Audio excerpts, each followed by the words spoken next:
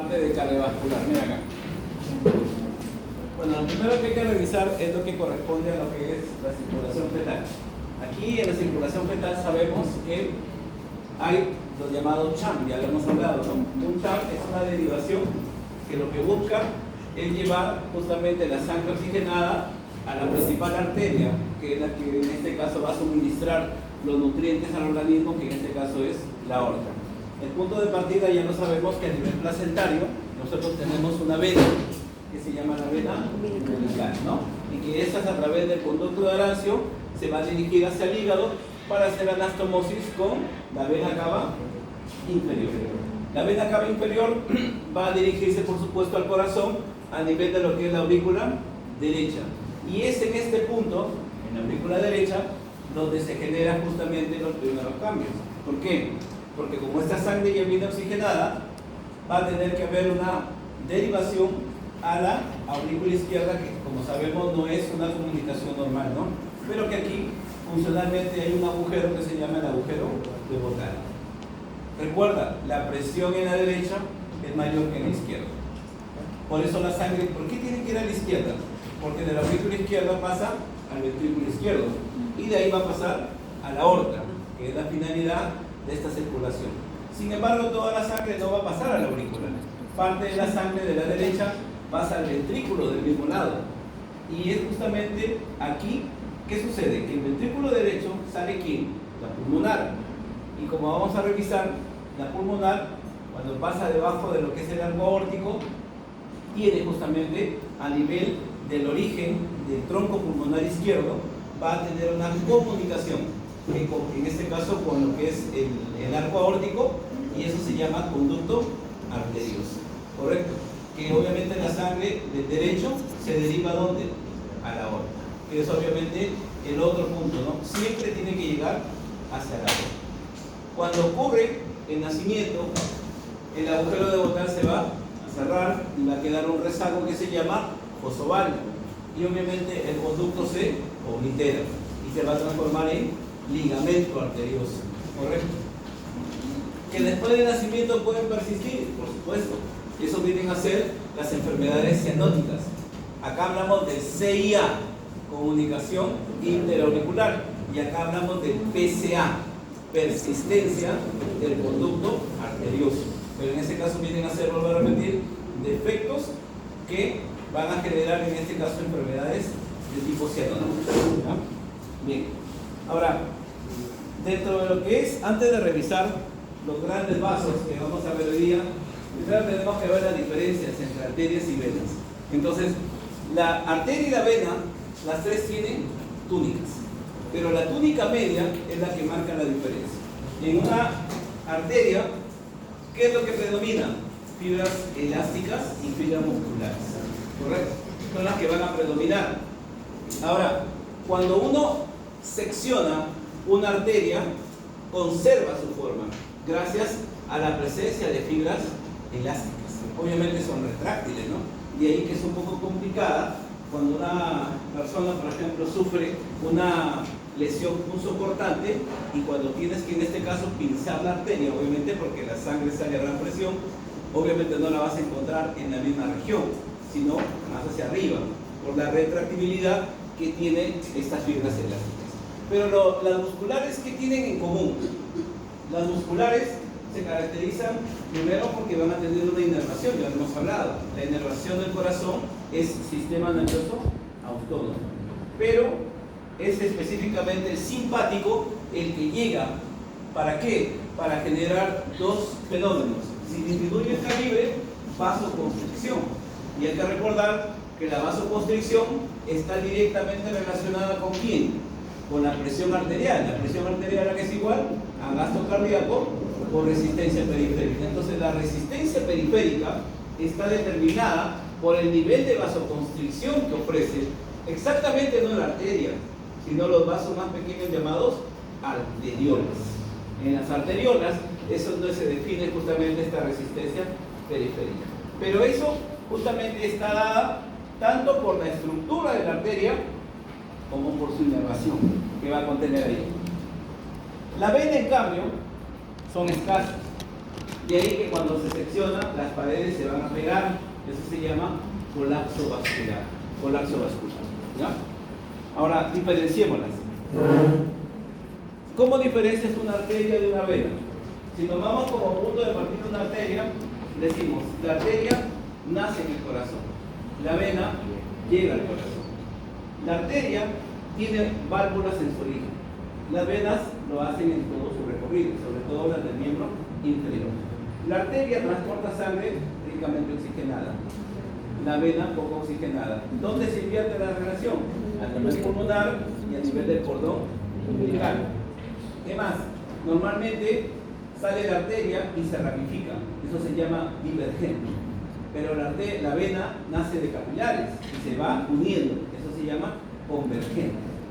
La vena normalmente debe estar localizada, la arteria tiene una localización profunda, muchas veces unida a huesos.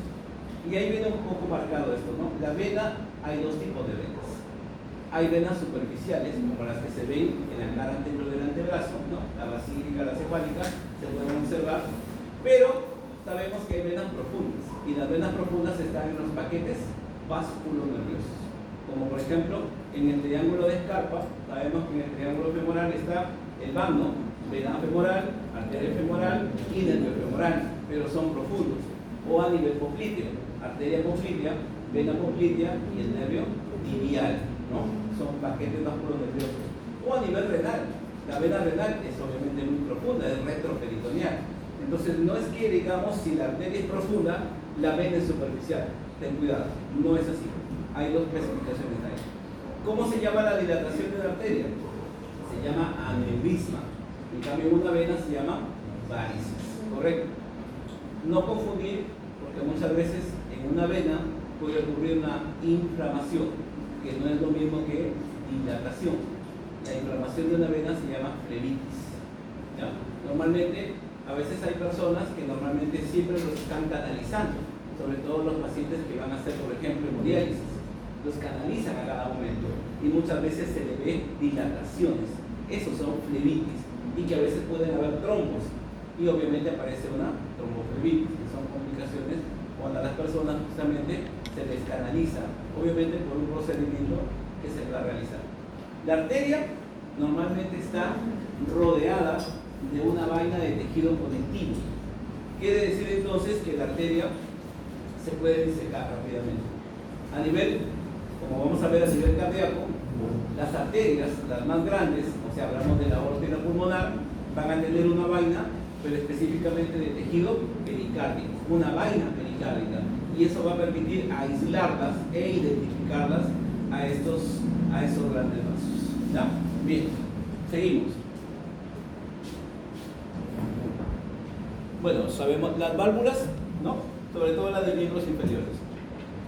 Ahora, algunas, debido a la gran presión que tiene, ¿ya?, pueden ir a nivel de los huesos de osificación intramembranosa, o sea, los huesos planos, y pueden dejar una impregnación en su pared.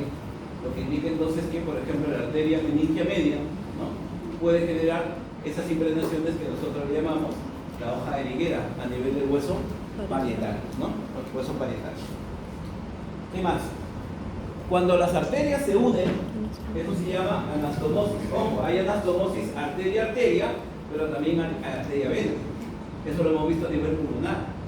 Pero entre arteria y arteria, vamos a ver que las anastomosis tienen diferentes nombres. Por ejemplo, cuando se da a nivel de una articulación, justamente es una red capilar. Lo que se va a formar puede llegar a varias arterias, y a nivel, por ejemplo, sobre la cabeza humeral, se va a formar justamente una red capilar. Lo que otro más pueda suceder es que tengamos dos sistemas distintos, y eso sería por conducto de unión. Hablamos de el polígono de Willis, que es obviamente ese sistema de quién, de las vertebrales y de las carótidas. Y lo otro, que lo conocemos, que es cuando las vertebrales, ¿te acuerdas?, suben por los forámenes transversos, y a nivel de lo que es la protuberancia se van a unir y forman la arteria basilar. Eso de ahí viene a ser por convergencia, se unen y forman una sola estructura. Pero hay que recordar que la la basilar va a formar las cerebrales posteriores. En cambio, la carótida va a formar ¿qué ramas? La cerebral media, la cerebral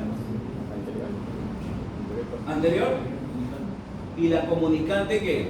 Posterior. Esta que va hacia atrás, la comunicante posterior. Y aquí hay que tener cuidado porque a esos niveles ya tenemos que ir o sea, el punto clave para entender esta parte, o sea, por el capítulo que estamos observando, es entender a qué nosotros llamamos ramas terminales y a qué llamamos ramas colaterales.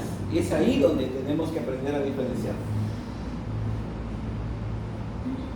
Es lo que te decía de las venas. Y vayamos un poco a ver a las arterias de la gran circulación. Vamos. Primero con la arteria pulmonar. El tronco de la pulmonar, como ya sabemos, nace en el lado derecho. Pero muchachos, aquí viene el tema. Que aquí, como tú puedes observar, la pared del ventrículo derecho va a tener justamente una formación, una saliente, ¿no? Que debido a las fibras musculares, justamente se ve una forma cónica. Esto ya lo hemos hablado, se llama cono arterioso. Y obviamente el cono arterioso está traduciendo la salida interna, por supuesto, del tronco pulmonar. Entonces el tronco arterioso se transforma en el trayecto de este vaso. Ojo, en el origen de esta arteria vamos a encontrar unos nodos, que mientras en la aorta se llaman los nodos de Arancio, en la pulmonar se llaman los nodos de Morgani. Ambas van a tener en su origen una válvula trivalvar. ¿Estamos de acuerdo? 3 válvulas que se conocen como válvulas semilunares. ¿Cierto? Bien. Y por supuesto, cuando esta va a terminar, el tronco ¿dónde termina?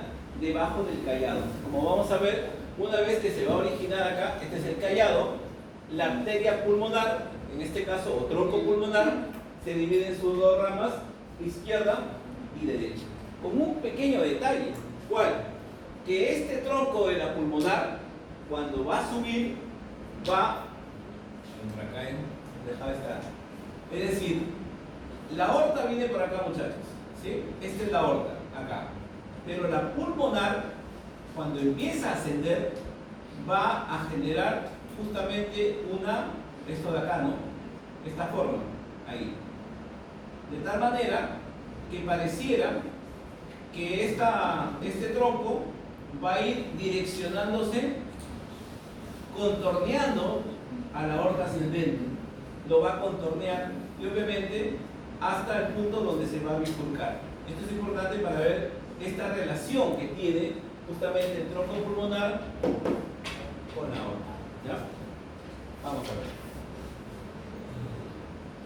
Bueno, la aorta, lo hemos dejado así con algunos datos, era de mayor calibre, aproximadamente de 25 a 30 milímetros. Y acá lo que hay que tomar en cuenta es que la aorta, si nosotros un poco lo entendemos, su origen es justamente una estructura fija, que viene a ser justamente ese trígono, ¿no? Que lo vamos a encontrar a nivel de la parte media del corazón. Y como tal es una estructura fibrosa. Pero cuando va a salir, se ensancha. O sea, esto de acá, su salida de la aorta, un poco para graficarlo, esto sería así. Algo así, muchachos. Y acá va a estar en este caso la válvula ahí. Entonces a este ensanchamiento inicial se le llama bulbo aórtico, ¿correcto? Ese es el bulbo, este ensanchamiento. Es más, a nivel de ese ensanchamiento vamos a encontrar unas dilataciones que se llaman los senos de Balsano, que es el punto donde se originan las arterias coronarias, que también lo vamos a encontrar a este nivel en ese trayecto, ¿ya? Y por supuesto, aquí viene lo que también te estaba diciendo. Como es una arteria, la más grande que hay, sabemos que esa arteria a su vez tiene vasos, ¿no es cierto? Los vasovasoros. ¿Y ramas de quién son? Y ya lo hemos hablado. ¿Ramas de quién son? De la carótida, ¿o no? No, de la coronaria izquierda. Cuando hemos hablado de la coronaria izquierda, ¿qué hemos dicho? ¿Cuáles son las ramas terminales de la coronaria izquierda? La descendente anterior o interreticular anterior y la circunfleja. Ramas terminales, ramas terminales. Pero ¿cuáles son sus ramas colaterales? Las que van al septo, ramas septales, las que van a los vasos, como por ejemplo la aorta, se llaman las ramas vasculares, ¿correcto? Y obviamente también hay ramas que van a ¿dónde? A los nodos, ¿también o no? Entonces, esas ramas que van a ir a todas esas regiones, a la cara anterior, todas esas ramas vienen a ser ramas colaterales. Ramas colaterales, no lo confundas, ¿sabes? Bien, ahora, la aorta ascendente, la que estábamos diciendo, el primer segmento. Este primer segmento solamente origina dos ramas, que vienen a ser ¿quién? Las coronarias, ¿no es cierto? Pero te decía, el tronco de la pulmonar, en relación a la aorta, lo va a contornear. Hay una relación íntima entre ellos. ¿Estamos de acuerdo? Y por supuesto, lo que te había mencionado al inicio, como las dos son arterias, están justamente enmarcadas dentro de una vaina de tejido conectivo, que en este caso se llama vaina pericárdica. ¿Correcto? Se llama vaina pericárdica. Muy bien. Ahora, esta relación es dentro del pericardio. Pero recordemos que el corazón, ¿cuál es la dirección del corazón? A la izquierda, hacia adelante, ¿sí o no? Y hacia abajo. O sea, está justamente más anterior que posterior. Lo que indica entonces que la relación extrapericárdica más común sería hacia adelante. Y hacia adelante, recuerda que la aorta que ascendente está justamente por debajo, ¿te acuerdas o no? Cuando hemos hablado de la división, ¿cuál era el límite que me permitía separar mi destino superior y mi destino inferior? El ángulo del lobo. Entre la unión, entre el manubrio y el cuerpo del esternón. Justamente a ese nivel del manubrio, ahí vamos a encontrar a esta arteria, frente a esta región. Y por supuesto, hay que recordar que cuando uno habla de estas estructuras, lo hace en un adulto promedio, no lo hace en un niño. Por eso es que acá se habla de restos tímicos, ¿no? O cendilla tímica, más no como timo, como órgano en este caso, linfoide. Pero estos restos se van a encontrar detrás, son retroesternales, pero a nivel del manubrio, ¿ya? A nivel del manubrio. Ahora, aquí podemos identificar claramente, miren muchachos, nuestra aorta, y como podemos ver por fuera, esta es la vaina pericárdica, ¿no? Es un tejido conectivo que lo va a aislar. Ahora, la aorta, mira acá, el callado aórtico, eso sí lo tenemos que ver claramente en un dibujo. Mira acá, conocemos ya todo lo que es el callado, pero ¿qué me preguntan acá? Relaciones. Relaciones superiores, ¿está bien? ¿Qué hay arriba del callado? Los tres grandes vasos, ¿está bien o no? El tronco brachiocefálico, la carótida común izquierda y la subclavia izquierda. Ese es arriba. Abajo, ¿qué encuentras? Ahí se está mirando. Miren acá, debajo del arco y en el inicio de la arteria pulmonar izquierda, aquí está el ligamento arterioso. Ya no es conducto, ¿eh? Es ligamento. ¿Sí? ¿Qué encuentras detrás? ¿Quién está detrás? La tráquea. La tráquea, la tráquea. Y recuerden ustedes que aquí, como ya lo hemos hablado, encontramos plexos. ¿Qué tipo de plexos cardíacos? ¿Cuáles? Posteriores. Hay posteriores, hay anteriores. ¿Estamos de acuerdo? Y no olvides algo. Cuando hemos hablado de la inervación del corazón, hemos hablado que ahí llega el simpático y el vago. ¿Sí o no? ¿Cuántos plexos se forman? Dos. El retroaórtico que está detrás y el preaórtico que está delante. Pero los dos se unen debajo, ¿no? ¿Y cómo se llama? Subaórtico. Y justamente debajo del arco hay una fosa. Y en esa fosa se aloja justamente ese plexo. ¿Correcto? Entonces no solamente vamos a encontrar debajo al conducto, sino también a una fosa que va a alojar a un plexo, en este caso al plexo subaórtico. Adelante normalmente pasa ¿quién? El nervio frénico. Ya sabes que el nervio frénico ¿quién inerva? Al diafragma. ¿Correcto? En cambio el vago también va a estar justamente en esta relación. Normalmente atrás, recuerda, ¿qué nervio acompaña a la tráquea? Si ya lo hemos visto. El laringio recurrente, el laringio recurrente. Y más atrás, por supuesto, el esófago es el que está más pegado. Pero más atrás hay un conducto linfático. ¿Cómo se llama ese conducto? Torácico. Ojo, el conducto torácico está a este nivel. Pero cuando vamos a la parte abdominal, se dilata ese conducto. ¿Y esa dilatación cómo se llama? Cisterna del quilo. Y obviamente lo vamos a ver en digestivo. Pero aquí no lo vamos a ver en esta parte. Vamos a revisar entonces cuáles son las relaciones que tiene este callado, ¿correcto? Que tiene este callado. Bueno, acá ya lo habíamos hablado, la tráquea, los laringios, los plexos cardíacos, ¿saben o no? Y el conducto torácico. Adelante, los cardíacos anteriores, el vago y el frénico que te había mencionado. ¿Quién se encuentra debajo? El ligamento arterioso, pero también estaba esta fosita, ¿te acuerdas o no? Se llama subaórtica. ¿Y cómo se llama el cambio? Subaórtico, ¿no? O sea, para no hacernos palmas ahí, ¿no? Y, por supuesto, el nervio laringio que también va a tener esa orientación. Ahora, arriba, ya lo hemos hablado, las tres ramas que van directo de lo que es el callado, ¿no? Y, por supuesto, una estructura con una relación mediata, no inmediata, mediata, que es la vena brachiocefálica izquierda. Acá empieza ya el asunto, acá empezamos a ver el divorcio. Cuando hablemos de la aorta, recuerda que hemos visto nosotros ascendente, el callado, y acá es donde deben de tener bastante cuidado. ¿Por qué? Porque la aorta descendente tiene dos partes, la torácica y la abdominal. ¿Estamos de acuerdo? Entonces primero tienes que aprender a identificar eso. Ahora, lo otro es que cuando la aorta, recuerda que la aorta siempre se va hacia atrás. O sea, ¿va a ir a dónde? Al mediastino posterior. ¿Estamos de acuerdo? O sea, su orientación es posterior. Y cuando va en la parte posterior, significa que la aorta va a tener que ir por los límites del mediastino.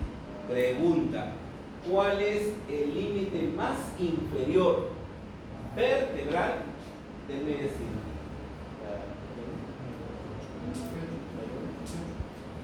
El límite inferior vertebral más inferior del mediastino. ¿Qué vértebra?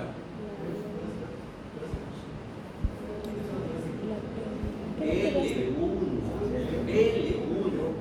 Cuando hemos visto el esquema, va desde T1 hasta L1, ¿correcto? Hasta L1, ¿correcto? Ahí recién te acuerdas, T1, ¿no es cierto? Hasta L1. Entonces, eso es importante, ¿estamos de acuerdo? Para poder identificar los diferentes segmentos. Ahora, una cosa, entiende esa parte, cuando la aorta, hemos dicho que la aorta va hacia atrás, muy bien.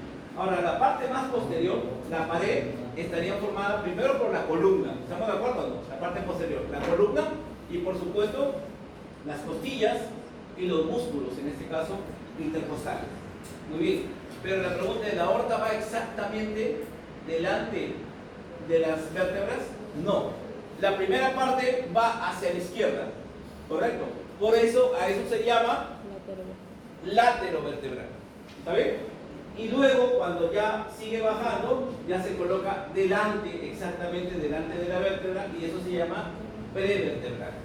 Entonces hay dos segmentos que tenemos que aprender a reconocer: el látero vertebral y el prevertebral. Ya sabes entonces por qué razón. Ahora, ¿quién siempre va atrás en el mediastino posterior? Aparte de lo que es la aorta descendente, el esófago y el conducto torácico, que hace rato lo venimos hablando. Entonces, cuando va hacia atrás, la aorta se va no es que se pone a la izquierda de la vértebra, ¿no? Sino ligeramente a la izquierda, por si acaso, ¿no?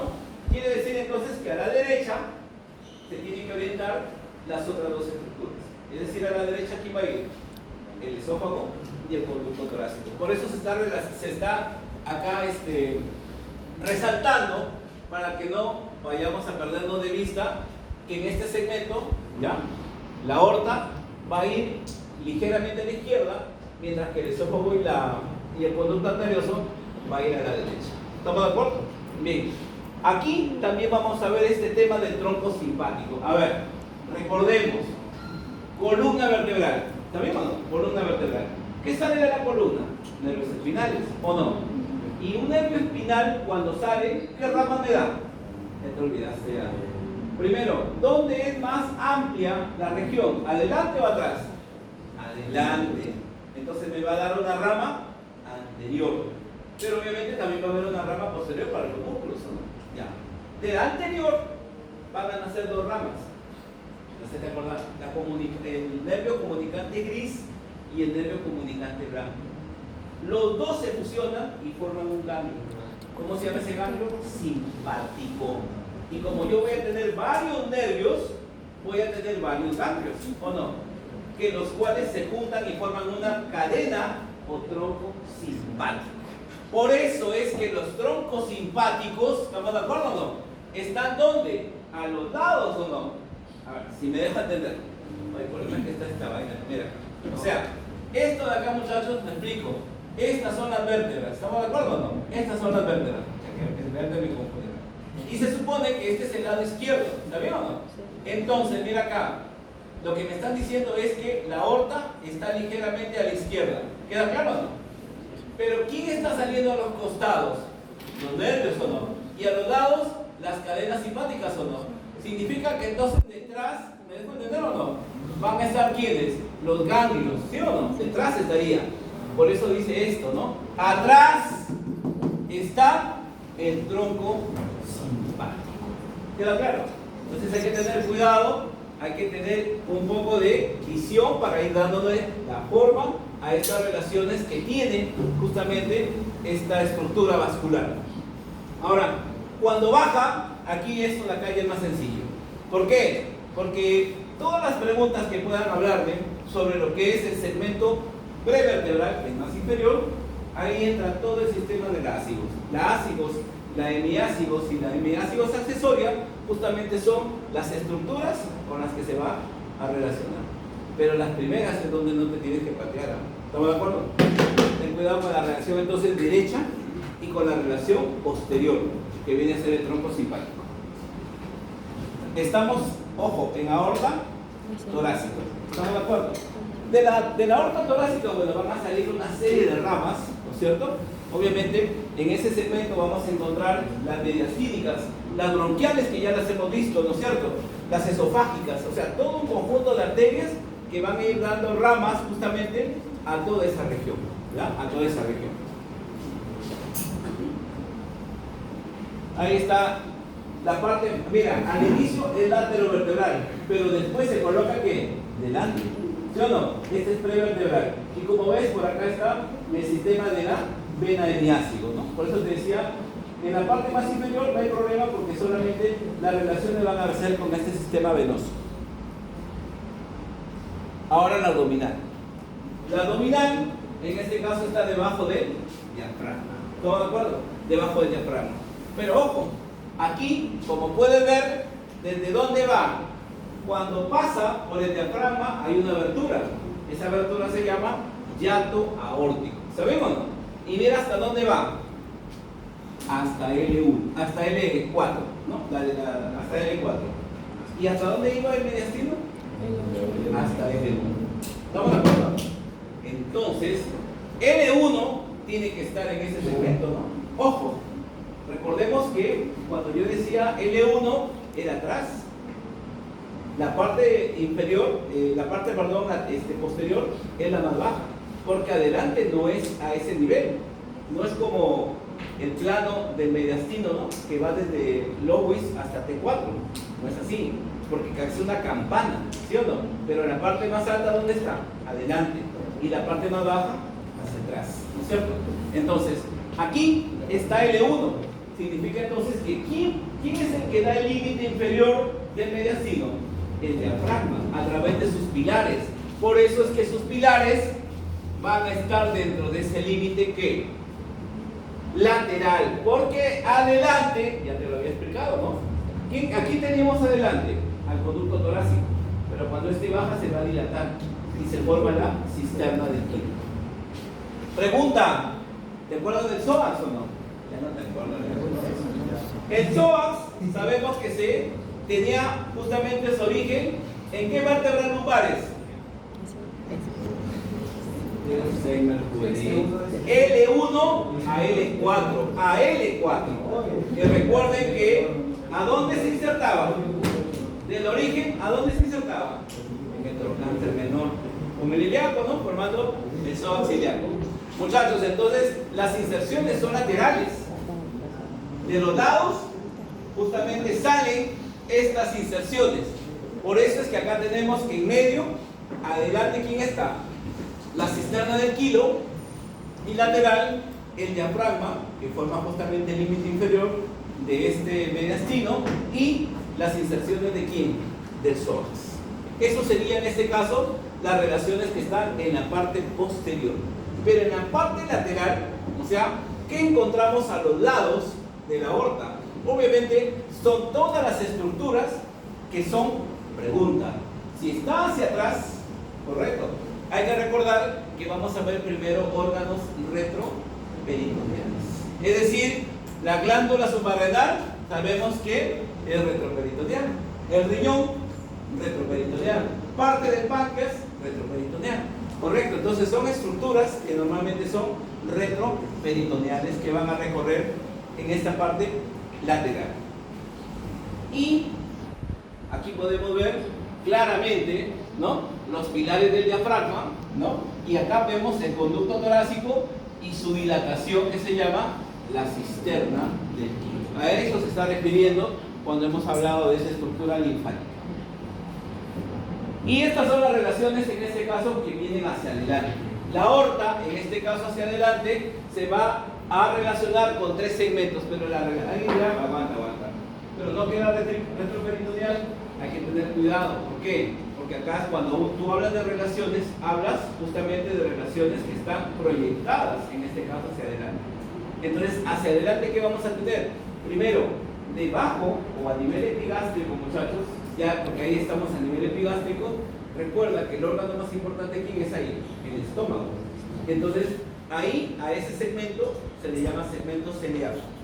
Luego del estómago, ¿quién viene? Viene el duodeno, ¿no? Con el páncreas. Y ahí hablamos del segmento duodeno pancreático. Y aquí hablamos justamente de las arterias que van a originarse de este segmento y que obviamente las tienes que tener cuidado acá. La mesentérica, que obviamente va a ir a lo que es la parte intestinal, mitad derecha, la renal, que va hasta la L1, y dependiendo del género, testiculares o ováricas, que vamos a encontrar acá. Para la parte inferior, ya nosotros la relación la vemos, porque, escúchame, cuando ya termina la aorta abdominal, ¿en qué se divide? En ilíacas o no, en ilíacas, pero así como hay arterias ilíacas, también hay que venas ilíacas. ¿No van de acuerdo? Por eso no se habla de las arterias, porque no es una relación. Pero ¿quiénes están justamente en esta relación directa? Las venas, que van siempre a la derecha, y recuerden que la unión de venas, de las dos venas ilíacas, ¿qué me forma? La vena cava inferior. Entonces, en la parte ya infraduodenal, mira bien claro, ¿no? Estómago, duodeno con el páncreas y debajo del duodeno, que viene a ser en esta relación. No nos podemos equivocar. Entonces acá, recuerden algo, me olvidaba de mencionar esto. Las vísceras, sino que nos adelantamos porque no estamos en la parte abdominal, sabemos que están cubiertas por una membrana llamada peritoneo. Pero el peritoneo tiene dos regiones que se le llama epíplomo. Hay un epíplomo mayor, un epíplomo menor, y los dos se van a juntar detrás del estómago. Pero detrás del estómago forman una bolsa, y esa bolsa se llama transcavidad de los epíplones, que es lo que está mencionándote acá. ¿Correcto? Transcavidad de los epíplones. Mejor lo vemos acá para que no quede la duda.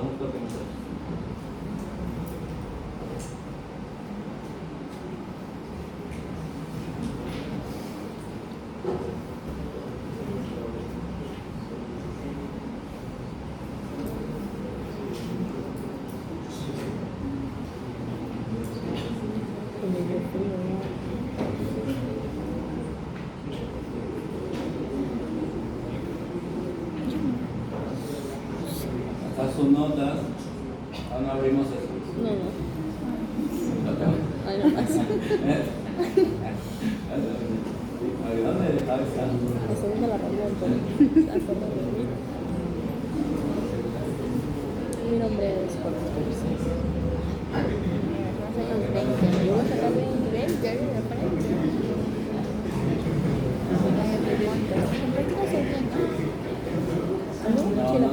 No lo tengo acá, muchachos. Bueno, salimos un poco de eso ya. Estamos acá. Ya. Entonces, habíamos quedado de esa manera, ¿no? Entonces, eran tres segmentos que encontrábamos en la relación anterior de lo que viene a ser la aorta abdominal, ¿no? Habíamos hablado de un segmento celíaco y la relación de las cavidades pectorales, resumiendo, ¿no? Luego viene el siguiente segmento, que es el segmento duodeno-pancreático. Y acá estaban estas tres arterias, ¿no? Que se van a originar a nivel, o que va a emitir esta arteria. Y en la parte inferior, sabemos que, como es la parte final y van a formar las arterias ilíacas, su relación es con las venas ilíacas y con la anastomosis de las dos llamadas vena cava inferior, ¿no? La vena cava inferior. Mira acá. Vamos avanzando, muchachos. Y entramos a la rama del arco aórtico. Aquí en el arco aórtico, primero tenemos el tronco brachiocefálico. Este tronco viene a ser en este caso la primera rama. Como puede ver, un trayecto de 3 centímetros, ¿no? Y que me va a originar las ramas derechas, ¿no? En este caso serían las homólogas que nacen del arco aórtico, que viene a ser la carótida común derecha y la subclavia derecha, ¿no? Ahora, aquí hay que recordar que esta relación que estamos viendo se da justamente a nivel de una articulación, que en este caso viene a ser la esternoclavicular, que es justamente donde se va a bifurcar, y es importante tener en cuenta esa relación. Ahora, también es importante que tengamos que ver que este tronco está por encima de T4. Por encima de T4. ¿Por qué decimos que está por encima de T4? Porque ya se localiza en el mediastino superior, ¿no? Ya sabemos que el punto de corte es T4 en este caso.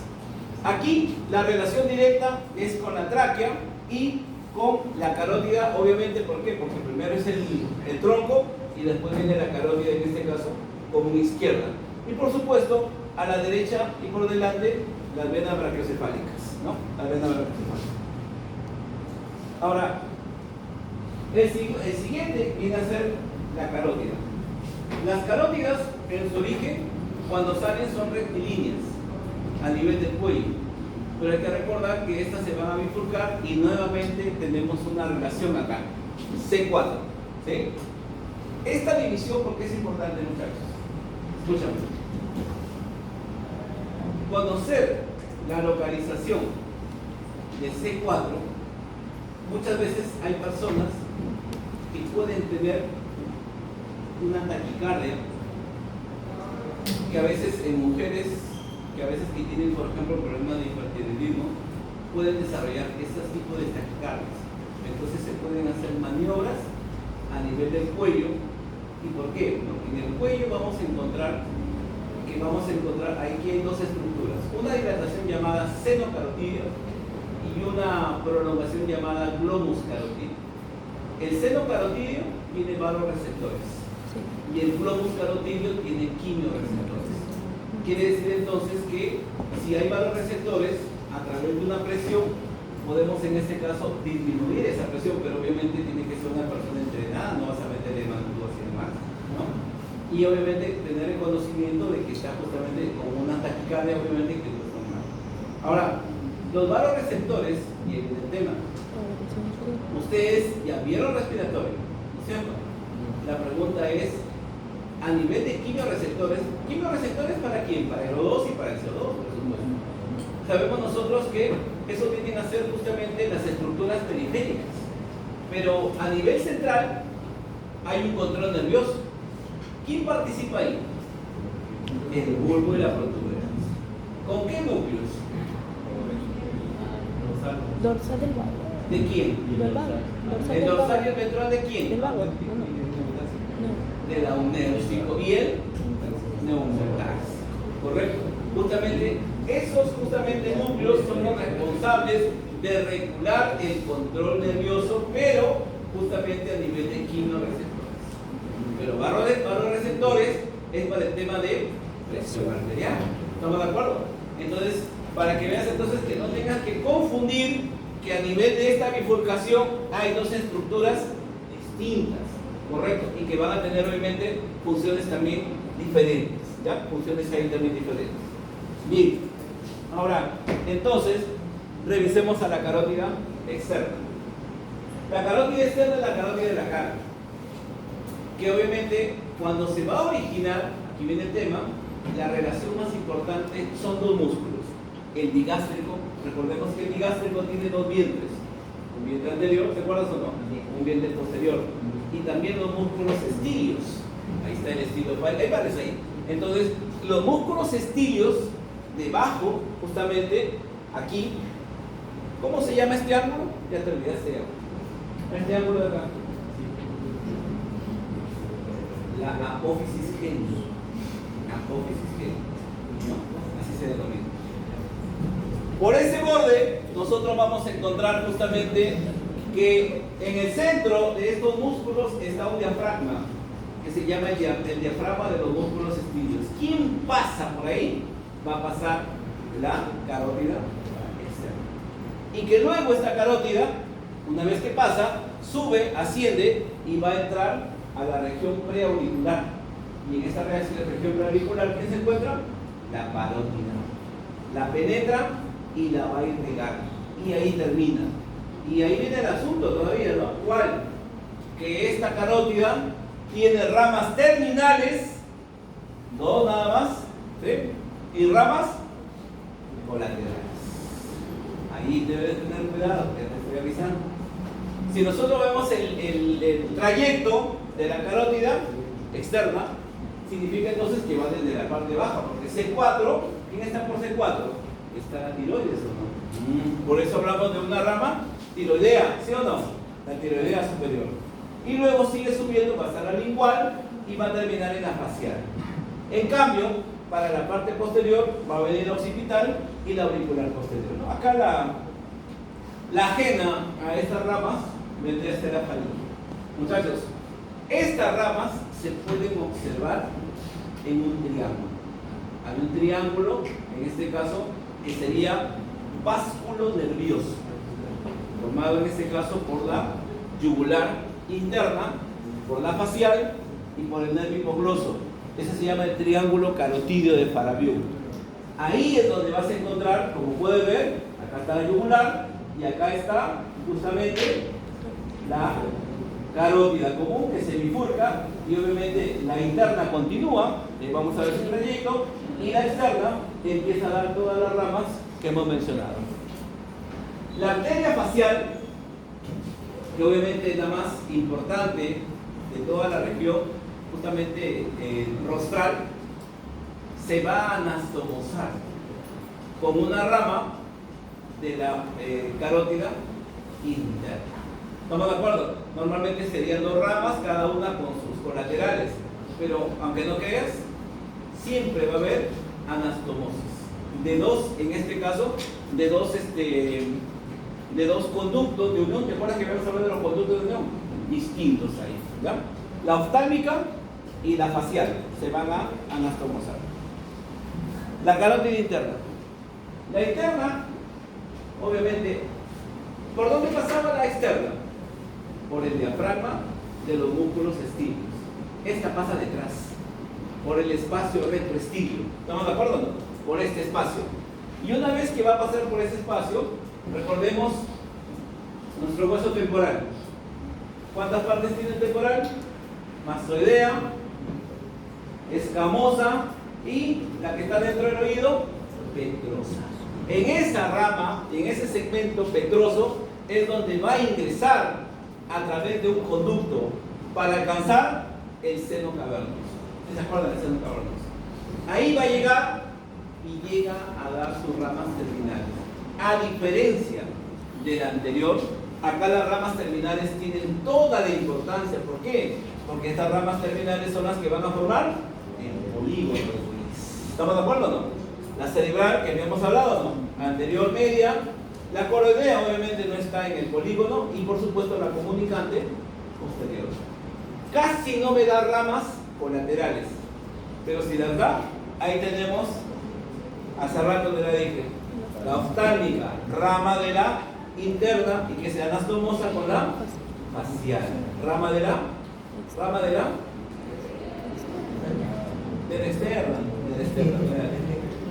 Ay, por memoria, por los brazos, ahorita la muchacha. Mira acá. Bueno, ahí podemos ver el corte, ¿no? De la región petrosa y el ingreso, por supuesto, para el conducto y alcanzar el seno cavernoso. Y por supuesto, el polígono de Willis. Pregunta para el examen. Escúchame. Cuando yo tengo un caso clínico, ¿ya? Normalmente deben de saber que las enfermedades que afectan a estas arterias de lo que es el polígono de Willis se llama enfermedad cerebrovascular. O sea, SB, que antes le decían ACV, ¿no? Accidentes, es enfermedad cerebrovascular. Entonces, en los exámenes siempre lo que se busca ante un caso clínico es cómo saber, en un caso clínico, si la afectación es de la cerebral anterior, de la cerebral media o de la cerebral posterior. Quiere decir entonces que tiene que haber un dato que me ayude a identificar ese problema. Entendamos. Cuando yo sospecho que es posterior, sospecho que es posterior cuando aparte de la parálisis, ojo, una cosa importante, ¿eh? No confundas hemiplegia con hemiparesia. Hemiplegia es la pérdida total. Hemiparesia es la disminución de la fuerza. La persona puede caminar con dificultad, o sea, tiene hemiparesia, ¿correcto? Pero cuando ha perdido la movilidad de un hemicuerpo izquierdo-derecho, eso se llama hemiplegia. Te pueden dar los dos datos, hemiplegia o hemiparesia, pero te decía, tienen que darte un dato más, y eso se llama la famosa hemianoxia. La hemianoxia es la pérdida de la mitad de un campo visual. Y por supuesto, el lóbulo occipital, ¿estamos de acuerdo o no? Ahí se encuentra el área 17, el área visual. Entonces, desde que me dicen hemianoxia, yo sospecho de cerebral posterior. ¿Cuándo sospecho de cerebral media? La cerebral media va a ir ¿a dónde? A los ganglios basales. Bacán. Pero también va a ir al área temporal de Wernicke. Significa entonces que la persona va a empezar a hablar con dificultad. Eso se llama disartria. Entonces te van a dar todos los datos. En la clásica, ¿no? Varón, siempre es el varón, ¿no? El que predomina, ¿no? Paciente varón, ¿no es cierto? De 50 años, ¿no? Con antecedente de hipertensión, que es el antecedente más importante. Fumador crónico, para poner la cerecita, ¿no? Bebedor crónico o bebedor social, le llaman, ¿no? Cada vez que va a una fiesta, se fiesta todos los días, bebedor social. Entonces, y ahí empieza, ¿no? De manera abrupta desarrolla justamente, ¿no? Un cuadro, como así la palabra que ponen, ¿no? Como un déficit motor. Déficit motor es una parálisis. Esa es una enfermedad cerebrovascular. Y te empiezan a dar todo el dato y dicen, al momento de la evaluación, paciente presenta disartria. Cerebral media. ¿Y cuándo sospecho de cerebral anterior? Cuando sea un déficit motor puro. Puro nada más. O sea, no hay hemianopsia, no hay disartria. Normalmente si el problema es puro, tiene que ser en este caso arteria cerebral anterior. ¿Estamos de acuerdo? Entonces es la manera de identificar esos cuadros ante cada vez que me hablen de estos vasos sanguíneos. Y nos vemos. Chao.